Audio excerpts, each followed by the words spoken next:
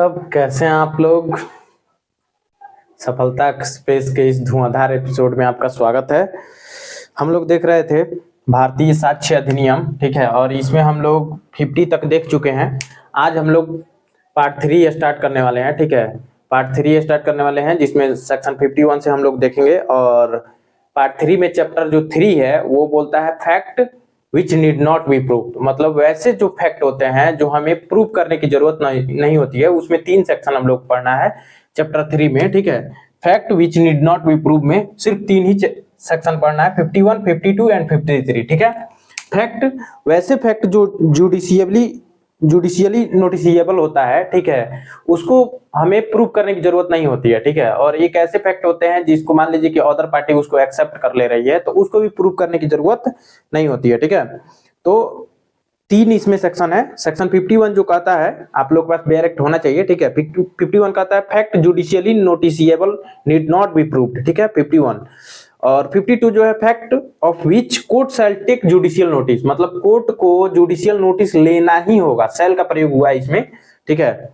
में डिस्क्रिशन होता है और शैल में क्या होता है, कोर्ट बाउंड होती है। तो जो 52 जो सेक्शन है वो कह रहा है कि fact of which court shall take judicial notice, ठीक है। कोर्ट को जुडिशियल नोटिस लेना ही होगा, ठीक है।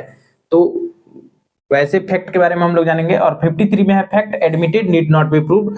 जैसे मान लीजिए कि फैक्ट, कोई भी फैक्ट है और अदर पार्टी उसे क्या कर ले रही है, एडमिट कर ले रही है, तो हमें प्रूव करने की जरूरत नहीं है। जैसे मान लीजिए कोई बात हम बोले, कोई फैक्ट बोले, ठीक है, और अगला जो पार्टी है उसको डिनाई कर रहा है, तब ना हमें प्रूव करने की जरूरत है। अगर हम कोई फैक्ट पेश मतलब बोल रहे हैं ओरली या जो है रिटर्न में कुछ भी, और वो उसे एडमिट कर किए ले रहा है, ठीक है, तो उसको प्रूव करने की जरूरत तो है नहीं, ठीक है।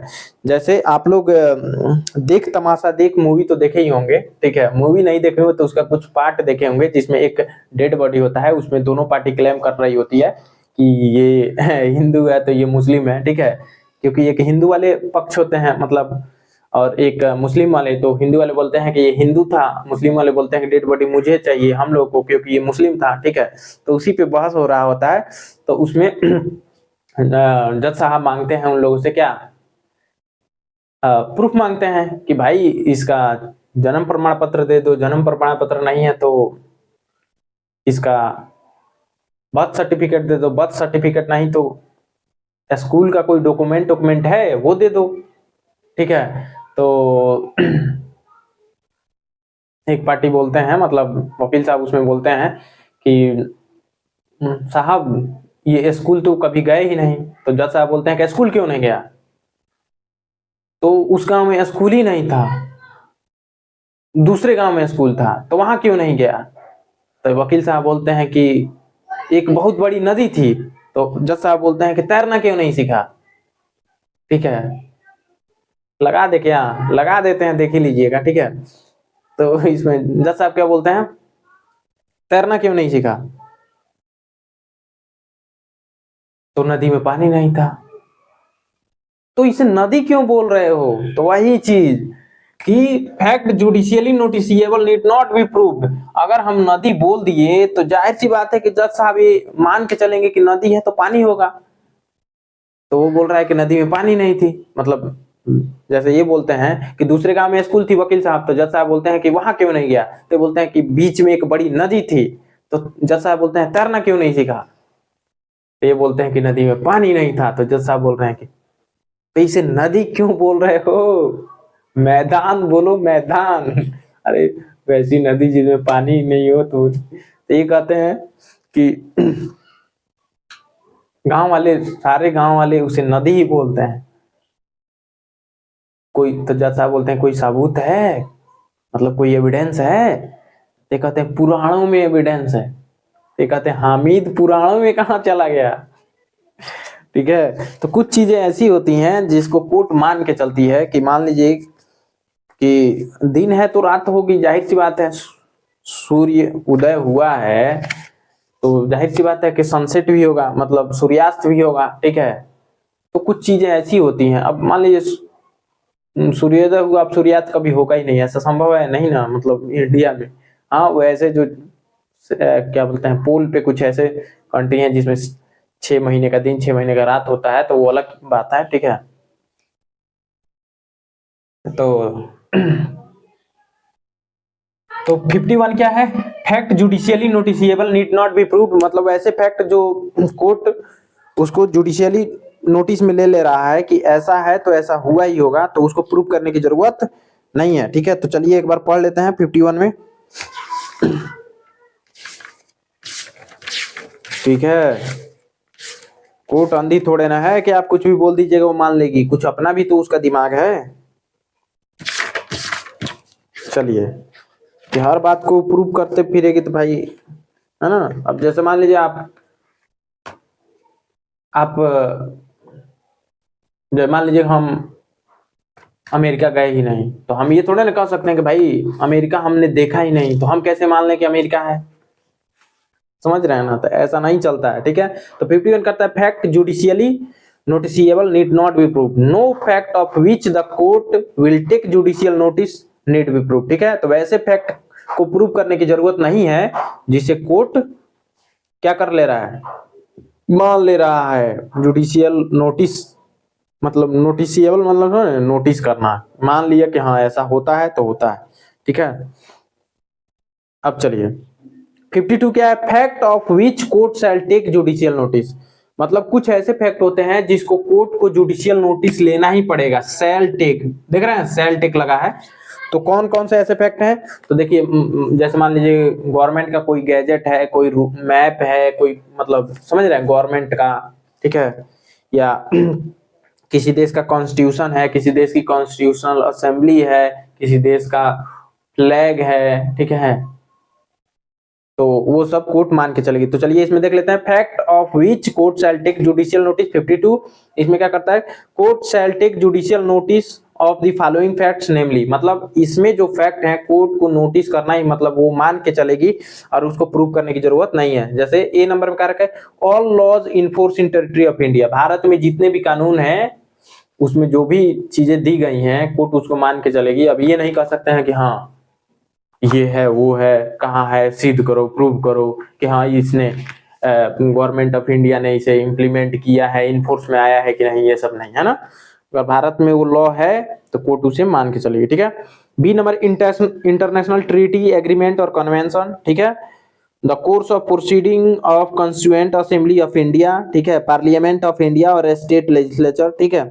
D number deals seals of all courts and tribunals, ठीक है। ई नंबर का रहा है seals of all courts of admiralty and maritime jurisdiction, ठीक है, notaries public and all seals which any person is authorized to use the constitution or by an act of parliament or a state legislature, ठीक है, regulation having force of law in India, ठीक, accession to office, names, title, function and signature of the person filling for the time being any public office in the state if the fact of their appointment to such officer in notice notified in official gazette, ठीक है। अरे तुम कहाँ से आ गए बाबू, ठीक है। देखिए existence of title, national flag of every country और sovereign recognised by government of India, ठीक है, जिस देश को गवर्नमेंट ऑफ इंडिया रिकॉग्नाइज की है उसके फ्लैग को, ठीक है, उसके एग्जिस्टेंस को, उसके टाइटल को कोर्ट जुडिशियली नोटिस करेगी ही करेगी, ठीक है। डिवीजन ऑफ टाइम, ठीक है, डिवीजन ऑफ टाइम जो है भारत में क्या है 82.5 है, यही ना। Division of time, the geographical division of the world and public festivals, fast and holiday notified in the official gazette, ठीक है। आई में territory of India, commencement, continuance and termination of hostilities between the government of India and any other country or body of person, ठीक है। The name of the members of officers of the court and of their deputies and subordinate officer and assistant, ठीक है, ये सब पढ़ लीजिएगा, ज्यादा नहीं है ना। चलिए 53 में क्या है, fact admitted need not B proof, जैसे मान लीजिए कि दो पार्टीज के बीच में अगर बहुत चल रहा है, जैसे मान लीजिए हामिद और किशन, मतलब व्यक्ति एक ही होता है, एक पक्ष बोलता है कि ये हामिद है मतलब मुसलमान है, बॉडी हमको दे दिया जाए, किसमें, देख तमाशा देख, मूव में, ठीक है। और एक पक्ष कहता है कि ये इसका नाम किशन है और ये हिंदू है, बॉडी मुझे सौंप दिया जाए, ठीक है।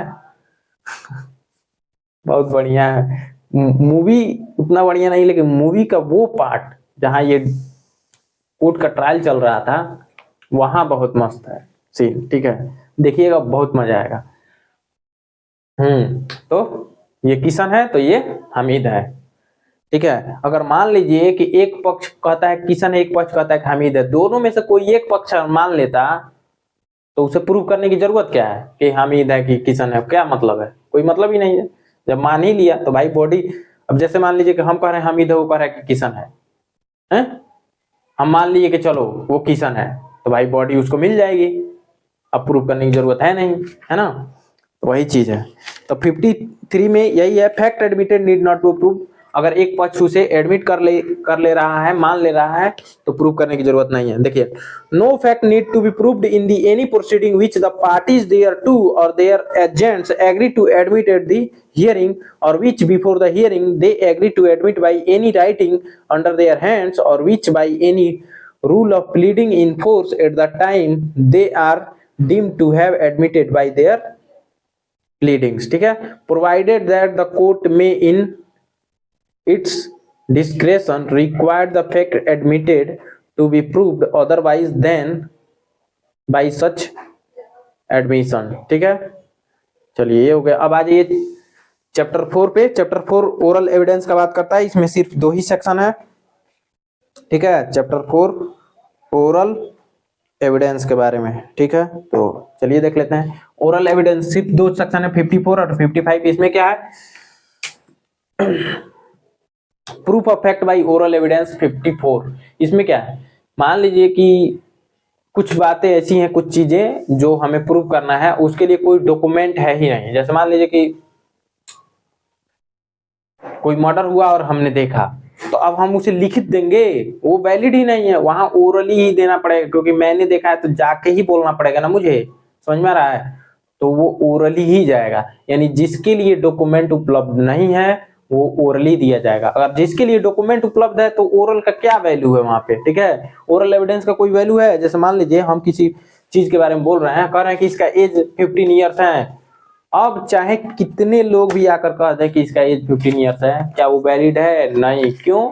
उसके लिए डॉक्यूमेंट चाहिए ना, कोई प्रूफ दिखाना पड़ेगा, आधार कार्ड, राशन कार्ड, मतलब राशन कार्ड में एज होता है कि नहीं, जो भी हो, ration card, birth certificate, school या कॉलेज का कोई, है ना, मार्कशीट वर्कशीट, ये सब दिखाना पड़ेगा ना। ओरली कैसे मान लेगी कोर्ट, ठीक है, समझ में आ रहा है ना। तो वही 54 में क्या है, पढ़ लेते हैं।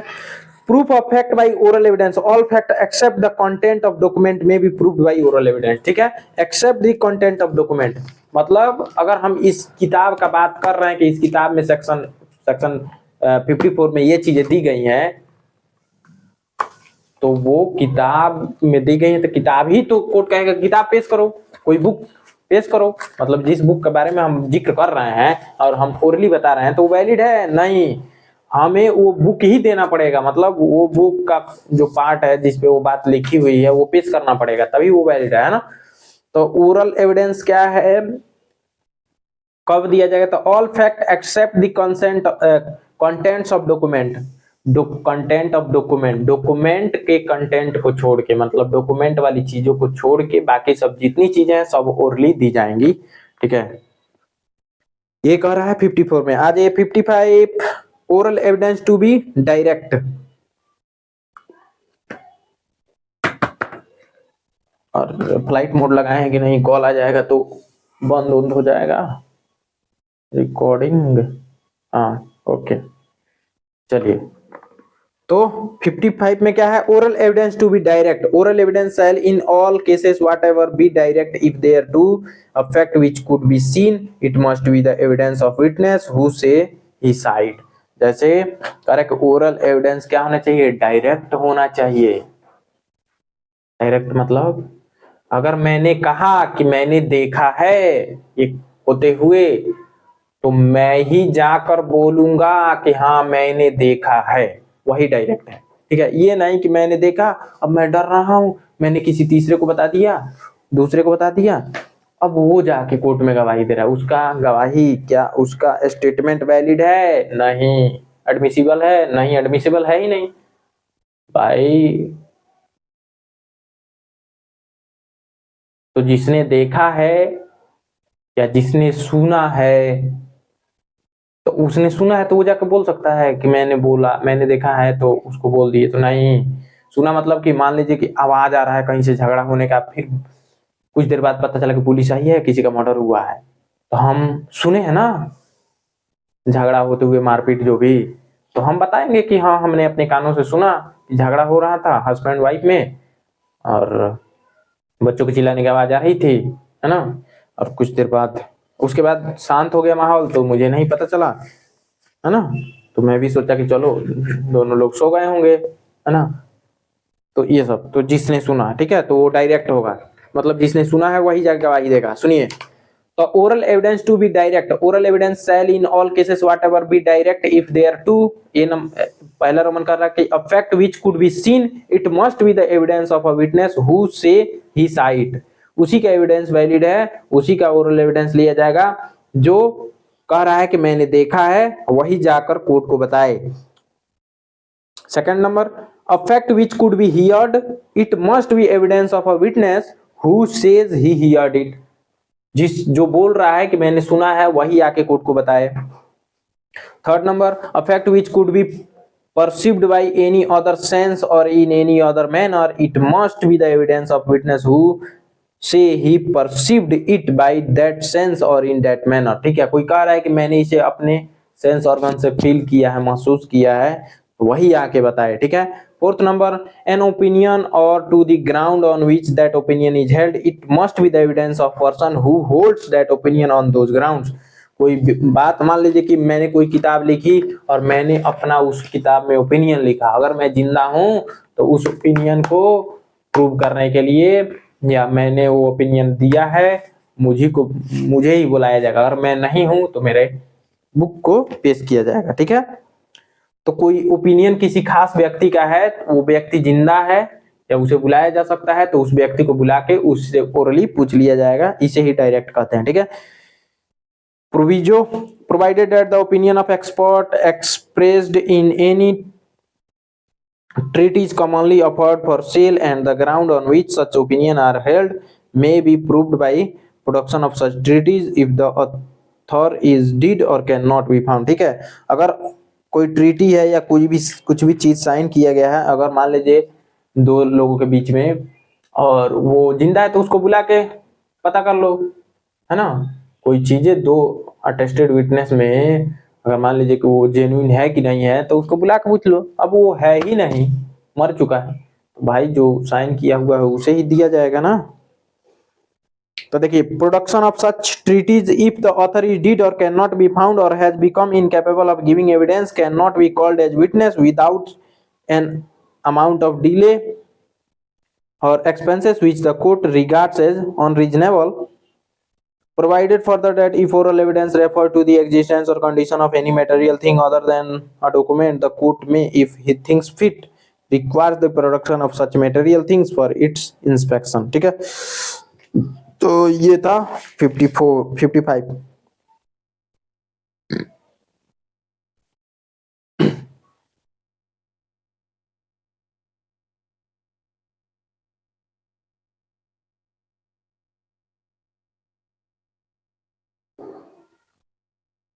ठीक है, तो चलिए, तब दो प्रोविजो है, एक प्रोविजो कहता है कि अगर वो मिल नहीं रहा है, ठीक है, या वो आ नहीं सकता है, इनकेपेबल है, तो उसके लिए क्या, या बहुत ज्यादा खर्च लग जाएगा,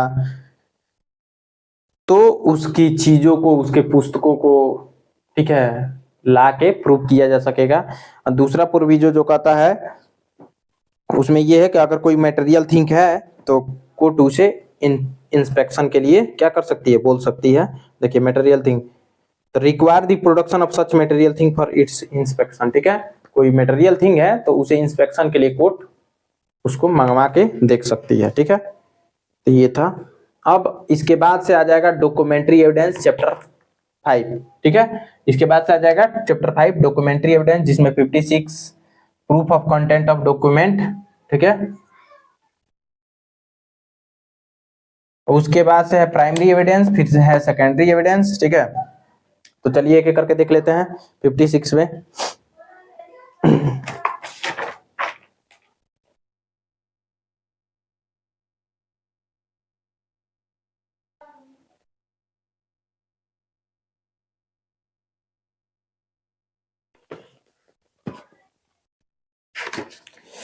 तो 56 क्या कहता है कि एविडेंस में बी गिवन इन प्राइमरी और सेकेंडरी, दो रूप में एविडेंस दिया जा सकता है।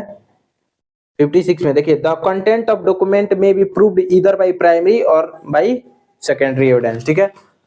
तो एविडेंस या तो तुम प्राइमरी से प्रूव कर दो या सेकेंडरी से प्रूव कर दो, ठीक है।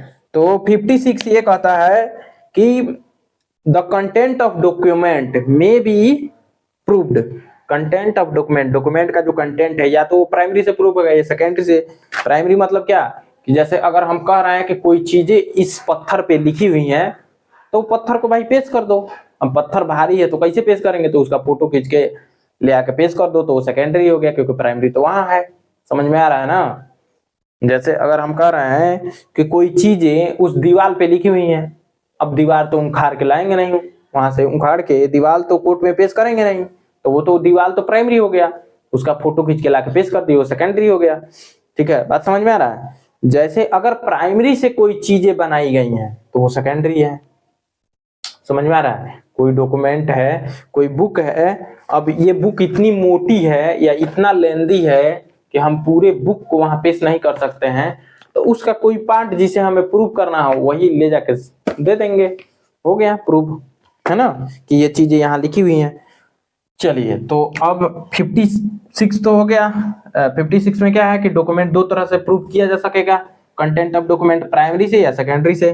57 क्या कर रहा है कि प्राइमरी एविडेंस क्या है, तो आइए 57 देख रहे हैं। Primary evidence means the document itself produce for inspection of the court, ठीक है। प्राइमरी एविडेंस वो है जो कोर्ट के इंस्पेक्शन के लिए प्रोड्यूस किया जाए, है ना, कोर्ट को दिखाने के लिए कि हुजूर ये बात यहाँ लिखी हुई है या ये चीज यहाँ है ना। तो एक्सप्लेनेशन 1 क्या कहता है कि where a document is executed in several parts, each part is primary evidence of document, ठीक है। मान लीजिए कि कोई डॉक्यूमेंट है जो कई हिस्सों में बटा हुआ है, तो प्रत्येक उसका हिस्सा क्या होगा, प्राइमरी एविडेंस माना जाएगा। कैसे, जैसे मान लीजिए मैंने अपने कार्ड पे advocate Mukesh Kumar Sharma, Patna high court, ये सब लिख दिए, है ना। और लिखने के बाद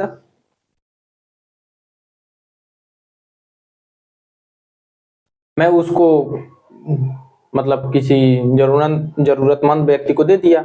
अब उसमें कोई चीज लिखी हुई है, मेरे कुछ चीज प्रूव करना है, तो हर एक उसका पार्ट प्राइमरी होगा। समझ में आ रहा है। जैसे मान लीजिए कि मेरे शादी का जो कार्ड है, अगर मुझे या किसी की शादी का कार्ड है उसको कोर्ट में पेश करना है, तो सभी शादी का मेरा कार्ड सब प्राइमरी माना जाएगा, ठीक है। समझ में आ रहा है, क्योंकि वो सभी सेम एक जैसे है ना, यूनिफॉर्म प्रोसेस से बना है, सेम प्रोसेस है ना।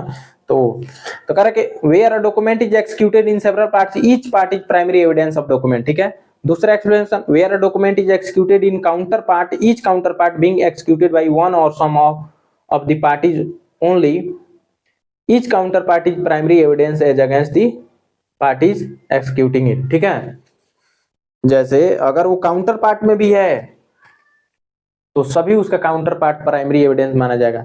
अब सुनिए, थर्ड नंबर एक्सप्लेनेशन कर रहा है कि where a number of document are all made by one uniform process, और कोई चीजें एक ही यूनिफॉर्म प्रोसेस से बनाई जा रही हैं, ठीक है, एक ही सांचे में। जैसे मान लीजिए कि ईंट बनाने का एक ही सांचा होता है और उसी सांचे से सभी ईंटें बनाई जाती हैं, तो सब अगर मान लीजिए कि ईंट पे कोई नाम लिखा है, प्रूव करना है कि हाँ इस फलाने चिमनी का है, चोरी हो गया था, तो भाई वो यूनिफॉर्म प्रोसेस है, कोई भी एक ईंट लेकर दिखा सकते हैं कि हाँ भाई, है ना, चोरी हुआ है, और ये क्योंकि वो यूनिफॉर्म प्रोसेस से बना है ना, सब प्राइमरी हो जाएगा।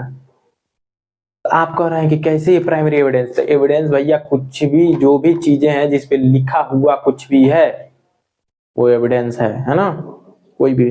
तो तो वो डॉक्यूमेंट्री एविडेंस हो जाएगा, कहीं भी कुछ भी लिखा हुआ है तो। सुनिए तीसरा में correct, where a number of document are all made by one uniform process as in the case of printing, lithography or photography, each is primary evidence of the content of the rest. ठीक है, तो अगर एक ही uniform process से बनाया गया है तो सभी क्या होगा, प्राइमरी एविडेंस माना जाएगा, जब तक कि उसका साँचा न मिल जाए, है ना। जैसे मान लीजिए कि अगर हम कोई शादी का कार्ड छाप रहे हैं तो सभी शादी का कार्ड जितना है सब यूनिफॉर्म प्रोसेस से बना है तो सब प्राइमरी हो गया। लेकिन जैसे ही जिस सांचे से वो बना है वो सांचा आ जाएगा तो बाकी सब सेकेंडरी एविडेंस हो जाएगा, ये प्राइमरी एविडेंस हो जाएगा। ठीक है, चौथा क्या करें कि where an electronic or digital record is created or stored in such storage occurs simultaneously or sequentially in multiple files, each such file is primary evidence. जैसे मान लीजिए कि हम रिकॉर्ड कर रहे हैं और साथ ही लाइव भी जा रहा है यूट्यूब पे, और साथ ही साथ वो मेरे लैपटॉप में भी रिकॉर्ड हो रहा है, स्टोर हो रहा है, और मेरे फोन में भी स्टोर हो रहा है, और वो लाइव भी चल रहा है। तो YouTube पे जो लाइव होने के बाद वहां स्टोर हो गया, मेरे फोन में स्टोर हो गया, मेरे लैपटॉप में स्टोर हो गया, तो ये तीनों जगह जो स्टोर हुआ तीनों को प्राइमरी मानेंगे। अगर मान लीजिए कि मेरे मोबाइल में स्टोर हुआ सिर्फ, और बाद में हम इसको कॉपी किए लैपटॉप में, लैपटॉप से कहीं और, ठीक है, तो मोबाइल में पहली बार स्टोर हुआ ना, उससे मोबाइल से अगर लैपटॉप में दे रहे हैं तो वो क्या हो जाएगा, वो सेकेंडरी हो जाएगा, मोबाइल में जो है वो प्राइमरी हो जाएगा। ठीक है, तो सुनिए, तो वही है पांचवा नंबर का है where electronic or digital record is produce from, किधर चौथा था ना, where electronic or digital record is created or stored in such storage occurs in simultaneously sequentially in multiple files, each such file is primary evidence. अगर multiple file में अगर save हो रहा है एक ही साथ तो सभी फाइल में सेव हुआ सब प्राइमरी माना जाएगा। पांचवा number, where I electronic or digital record is produce from the proper custody, such electronic and digital record is primary evidence unless it is disputed. ठीक है, अगर मान लीजिए प्रॉपर कस्टडी से अगर लिया गया, ठीक है, जैसे मान लीजिए कोई चीज कहीं रखी गई थी और वहां से जो वो लिया गया है तो वो प्राइमरी ही माना जाएगा। ठीक है, मतलब इलेक्ट्रॉनिक फॉर्म में अगर मेरे मोबाइल में है, सेव है, तो मेरे मोबाइल से लिया जाएगा तो क्या है, प्राइमरी ही तो माना जाएगा। 6 number, where a video recording is simultaneously stored in electronic form and transmitted और ब्रॉडकास्ट और transferred to another, each of the stored recording is primary evidence. ठीक है, अभी जो समझाए पांचवा में था ना, हाँ चौथा में, चौथा और छठवां जो समझाए हैं सेम है, थोड़ा सा अंतर है। क्या है उसमें, सिर्फ क्या नहीं था, जैसे मान लीजिए कि ट्रांसमिटेड नहीं था, जैसे ऑनलाइन हम ट्रांसमिट कर रहे हैं, जैसे रिकॉर्ड कर रहे हैं तो रिकॉर्ड हो रहा है तो सिर्फ लैपटॉप में रिकॉर्ड हो रहा है, मोबाइल में रिकॉर्ड हो रहा है। ठीक है, कि मोबाइल में अगर उड़ भी जाए तो लैपटॉप में है, तो दोनों प्राइमरी है, समझे। अगर मान लीजिए कि हम ऑनलाइन पढ़ा रहे हैं और वो 10 जगह चल रहा है ऑनलाइन, अलग अलग ऐप पर, यूट्यूब पे, मेरे ऐप पे, मतलब ऐप तो है ही नहीं, तो जहां जहां ये चल रहा है और वहां सेव हो रहा है, मान लीजिए कि एक अहमदाबाद में चल रहा है, एक लखनऊ में चल रहा है, एक पटना में चल रहा है, एक कहीं और चल रहा है, लाइव चल रहा है, वहां स्टोर हो रहा है, तो हर जगह प्राइमरी माना जाएगा। ठीक है, तो वही छठा नंबर वही कहता है कि where a video recording is simultaneously stored in electronic form and transmitted और ब्रॉडकास्ट और transfer to another, each of stored recording is primary evidence. ठीक है, जहां जहां रिकॉर्डिंग हुआ, ब्रॉडकास्ट हुआ, ट्रांसमिट हुआ, सब जगह प्राइमरी एविडेंस माना जाएगा। सातवां explanation, where an electronic or digital record is stored in multiple storage space in computer ratios, each such automated storage including temporary files is primary evidence. ठीक है, जैसे मान लीजिए कि अगर हम सेव कर रहे हैं और एक ही साथ लैपटॉप में 2 फाइल में सेव हो रहा है साइमल्टेनियसली, तो दोनों फाइल में भले वो प्राइमरी सेव हुआ है, मतलब भले ही वो परमानेंट सेव हो रहा हो या टेम्पोररी के 1 घंटे में डिलीट हो जाएगा, लेकिन दोनों होगा प्राइमरी ही एविडेंस। ठीक है, तो प्राइमरी एविडेंस है ना। अब आ जाइए सेकेंडरी में। सेकेंडरी देख लिया जाता है। देखिए प्राइमरी को छोड़कर जितनी चीजें हैं, प्राइमरी के बिहाफ पे जो भी चीजें आप दे रहे हैं सब सेकेंडरी होगा। ठीक है, प्राइमरी के बिहार पे जो भी चीजें आप देंगे सब सेकेंडरी होगा। तो चलिए सेकेंडरी देख लेते हैं। Secondary evidence includes certified copy given under the provision here in after content, तो सर्टिफाइड कॉपी हो जाएगा। Copy made from the original by mechanical process, अगर ओरिजिनल से मैकेनिकल प्रोसेस से बनाया गया है, मैकेनिकल प्रोसेस से ओरिजिनल से बनाया गया है तो क्या हो जाएगा, सेकेंडरी हो जाएगा। कॉपीज मेड फ्रॉम और कंपेयर्ड विथ ओरिजिनल, ओरिजिनल से कंपेयर करके बनाया गया है तो वो क्या हो जाएगा, secondary evidence. Counter part of document as against the parties who did not execute them, ठीक है, अगर किसी चीज का काउंटर पार्ट है अगेंस्ट द पार्टीज, ठीक है, पार्टी के खिलाफ अगर कोई काउंटर पार्ट है तो वो सेकेंडरी माना जाएगा। जैसे मान लीजिए कि कोई चीज उसके पास थी, अब वो ओरिजिनल दे नहीं रहा है, मेरे पास है उसकी फोटोकॉपी, तो सेकेंडरी ही माना जाएगा ना। अब कह रहे कि oral accounts of content of document given by some person who has himself seen it, ठीक है। अब जैसे मान लीजिए ओरल एडमिशन, रिटन एडमिशन, जैसे मान लीजिए कोई ओरल कुछ भी एडमिशन कर रहा है, मैंने देखा उसे करते हुए, तो मैं जो दूंगा वो सेकेंडरी तो होगा। या मैंने लिखित में दिया और किसी ने देखा, या ओरली मैंने दिया किसी ने देखा, वो जाकर कोर्ट को बता रहा है तो वो secondary evidence. Evidence of a person who has examined a document the original of which consist of numerous accounts or other document which can not conveniently be examined in court and who is skilled in the examination of such document, ठीक है।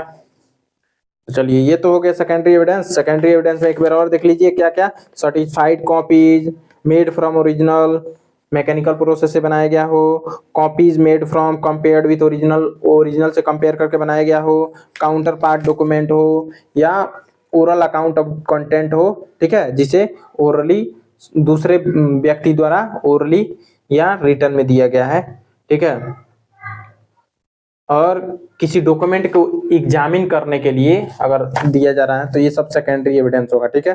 अब आ जाइए proof of document by primary evidence, ठीक है।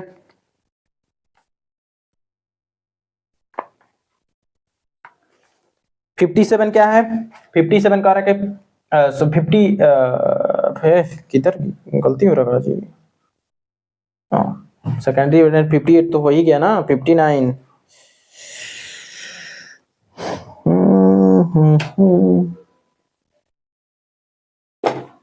कहाँ रख दिए भाई। आप देखिए 58 हो गया, 59 proof of document by primary evidence. तो कह रहा है कि document shall be proved by primary evidence accept in cases here in after mention, ठीक है। तो जितना भी डॉक्यूमेंट होगा सब प्राइमरी एविडेंस से ही, जो भी डॉक्यूमेंट्री एविडेंस होगा सब प्राइमरी से ही प्रूव किया जाएगा जब तक कि सेकेंडरी देने के लिए अलाउ ना हो। जैसे अगर मान लीजिए कोई चीजें हम कह रहे हैं कि ये चीज वहां लिखी हुई है, जज साहब कहते हैं कि वो चीज दिखा दो मुझे, अब हम उसका फोटो खींच के दिखा रहे हैं, तो ये जज साहब अलाउ करेंगे या कहीं लिखा होगा दिखा सकते हैं तभी हम दिखा पाएंगे, नहीं तो जब तक वो ओरिजिनल आ नहीं जाता है तब तक हम फोटो उसका दिखा नहीं सकते हैं, ठीक है ना। तो वही 59 कह रहा है कि डॉक्यूमेंट शैल, डॉक्यूमेंट जो है वो shall be proved by primary evidence, primary evidence से ही प्रूव किया जाएगा, ये 59 कर रहा है। 60 case in which secondary evidence relating to document may be given, अब किस किस केसेस में हम सेकेंडरी एविडेंस दे सकते हैं वो 60 बताता है। तो चलिए सेकेंडरी एविडेंस में भी given of the existence condition और content of document in the following cases, किस किस केसेस में सेकेंडरी एविडेंस दिया जा सकता है वो 60 में दिया गया है। तो पहला सुनिए, व्हेन ओरिजिनल इज शोन और appear to be in the possession और पावर, ठीक है, अगर ओरिजिनल पोजेशन या पावर में है of the person against whom the document is sought to be proved, जिसके खिलाफ हम वो प्रूव करना चाहते हैं वो डॉक्यूमेंट उसी के पास है, अब हम कैसे प्रूव करेंगे, तो जज साहब कहेंगे उसका कोई फोटो वोटो है या कुछ भी है वो दिखा दो, हम मान लेंगे, समझ में आया। चूंकि वो उसके पास है, कोर्ट उसको आदेश देगी, वो देगा नहीं, जब वो देगा नहीं तो कोर्ट ये मान के चलेगी क्या 91 में कि हाँ वो जो बात है वो जेन्युइन है, अब हमको सेकेंडरी एविडेंस देने के लिए कोर्ट अलाउ कर देगी। भारतीय साक्ष्य अधिनियम के 91 में क्या है कि कोर्ट कोई चीज कह रही है कि तुम वो प्रोड्यूस करो अगले पार्टी को, वो दे नहीं रहा है, कोर्ट हमको उसका सेकेंडरी एविडेंस चूंकि उसी के खिलाफ वो प्रूव करना है वो दे देगा, तो प्रूव हो जाएगा, तो एक पॉइंट हार जाएगा हमसे। समझ में आ रहा है ना? तो इसीलिए तो ये 91 जब हम पढ़ेंगे उसमें, चलिए बता ही देते हैं 91 में क्या है।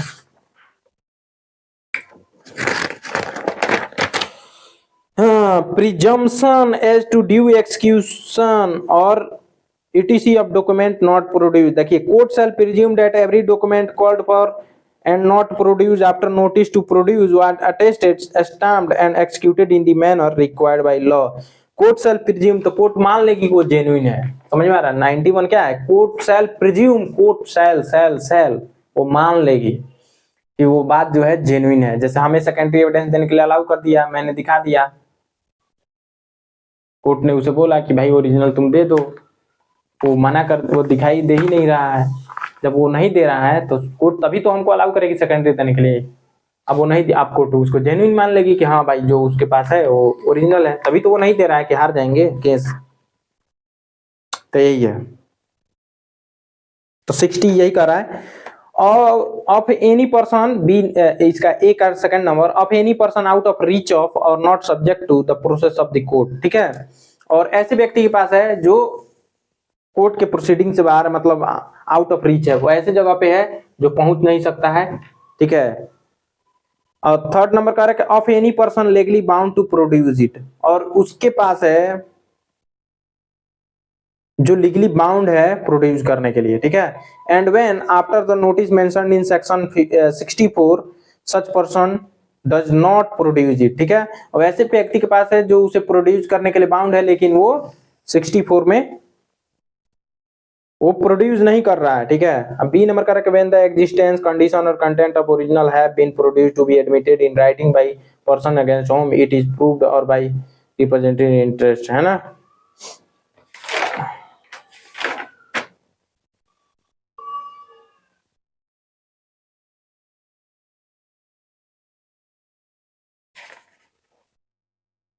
ये सब 60 पढ़ रहा है ना।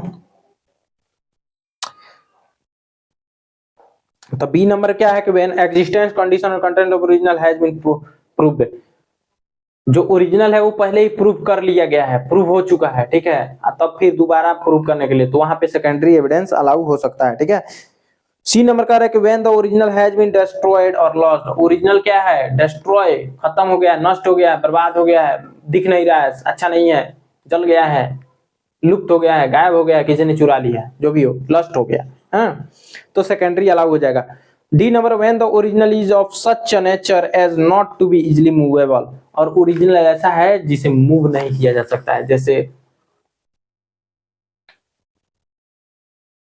कंप्यूटर में है और उसका एक पार्ट मूव नहीं किया जा सकता है, कंप्यूटर लॉक नहीं दिखाया जा सकता है, बहुत लेंदी पुराने जमाने का कंप्यूटर है, माने जो भी हो, ऐसी चीजें हैं, ऐसा डॉक्यूमेंट जैसे मूव नहीं किया जा सकता है। जैसे दीवार है, दीवार पे कुछ बात लिखा हुआ है, तो आप कैसे उसको दीवार को उखाड़ के ला के दिखा सकते हैं? नहीं ना, तो आप फोटो कुछ के ले जाके दिखा देंगे। तो ये डी नंबर हो गया। E number when the original is a public document within the meaning of section 74, or original जो है पब्लिक डॉक्यूमेंट है। ठीक है, तो उसका सेकेंडरी एविडेंस अलाउ हो जाएगा।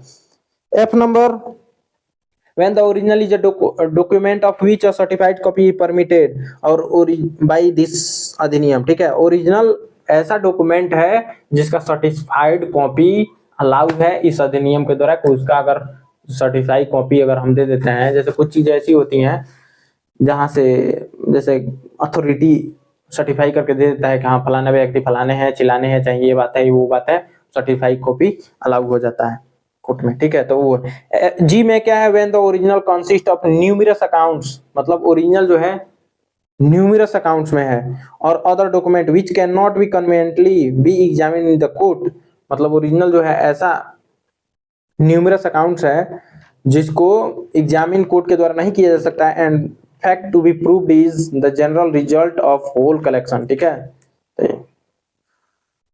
तो ये हो गया। आ जाइए अब 61 में इलेक्ट्रॉनिक और डिजिटल रिकॉर्ड।